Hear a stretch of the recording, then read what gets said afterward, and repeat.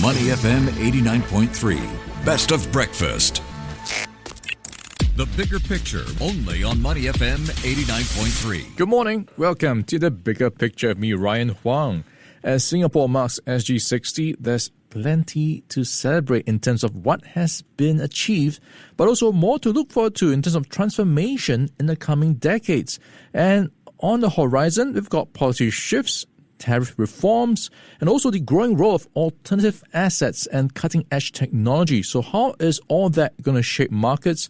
And of course, a lot to navigate when it comes to trends in the coming years.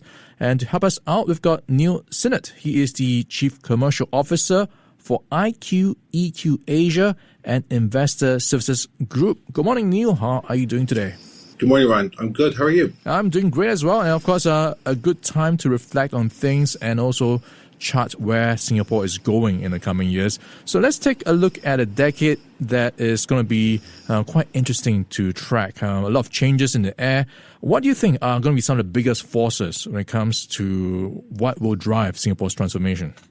I think if we look at where we've been for the last 5 years and look forward for the next 10, I think digitalization, innovation and technology are going to drive the future of the next 10 years or so. I think if you look at where at the market Singapore is and positioned in the world, it's connecting the West and the East to a certain extent, and that's where the innovation comes in, particularly around the innovation link between the US, Europe and Asia. Okay, so let's talk about the tariff reforms and also some of the strategic policy shifts that are playing out right now. How do you see this affecting Singapore on the asset management front? I think what we've seen in the last 3-4 months is probably a slowdown in deployment of capital regarding asset managers. I think there's been a bit of a focus away from liquid markets into the alternatives. So we've seen alternative assets come into play. I think if you look at, say, the traditional world of buying liquid assets like stock markets, bonds, there been less traction there and more traction towards alternatives. So looking at private equity, looking at real estate, infrastructure, hybrid funds and hybrid products are becoming more of an option. So the private banks are looking at how they can sell these products more towards their clients as well. I think what we're seeing is family offices as well looking away from their core investment mandate, which is basically liquid assets, into alternative assets as well. And we've seen a big increase in private credit interest as well. Yeah. I think as we go forward into the next 3 to 5 years, I think we continue to see that. Yeah. Lots to talk about when it comes to alternative assets. It's quite a universe of stuff, quite a wide spectrum. Walk us through what we are looking at and also the type of returns available. Is it about a diversification play here? Yeah, so it's funny. I think you got to follow the money from a global perspective and then from an Asia perspective and a Singapore perspective. I think we've seen the bigger asset managers move away from the liquid world into the alternatives world because that's where the returns are. So we see the returns of 8 to 12% on an alternative deal be more attractive than the stock market doing 5% return, or a liquid only, or a bond doing 5% return. So I think we've seen, where we are seeing maybe a difference in the approach that we've seen over the last 10 years. It's more towards a hybrid product. So you have fund structures or alternative structures that are investing in liquid assets, but also into alternative assets as well. And that's because there's got to be a hedge against trying to get some secondary play, but also trying to get some liquidity back into the market as well. Yeah. So there is going to be a lot of things to watch out for, including volatility on the cards. How is all that creating opportunities for you? Where are you seeing some of the value in the markets right now?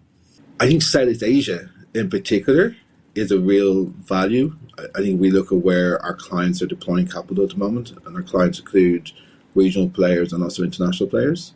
They're deploying capital in Southeast Asia. All that capital is flowing through Singapore before it's been deployed. So from a jurisdiction hub, Singapore is seen as a very safe jurisdiction. MAS has thorough guidelines, thorough regulations for asset managers. So I think for investors and LPs, it's seen as a very safe place to give your capital to a fund manager. We've seen private credit and ESG-friendly private credit deals coming through our structuring or our client base. I think that's a real part of where they're going. It's like, ESG-friendly deals. LPs are still very interested in seeing returns, but also seeing how they can also change the world at the same time. Yeah. So there's a lot of change in the air right now. Also in the field of technology, AI has been making a big disruption in terms of how we operate and how we do things. How is that playing out in the space of asset management? How is it helping folks to figure out markets? What are you seeing in terms of applications? Well, I think if we look at, say, ChatGPT and other AI-driven, a lot of the investment decisions are still made by people, but the research and the investment committees are relying a lot on AI and ChatGPT to basically summarize a lot of deals.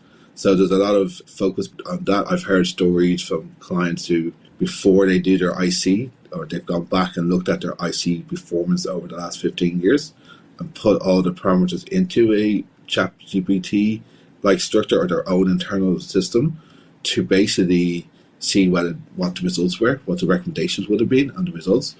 I'm not saying that ChatGPT is going to replace people, because I don't think that's the case, or AI is going to replace people in investment decisions, but it would definitely form part of the process. And we see that, and then I think from a investment point of view, where people are deploying capital, I think there's a race to be the next ByteDance, the next Meta, the next Amazon, or the next chip manufacturer. So from the VC point of view, there's still activity there. There's still a lot of focus on trying to find the right investments.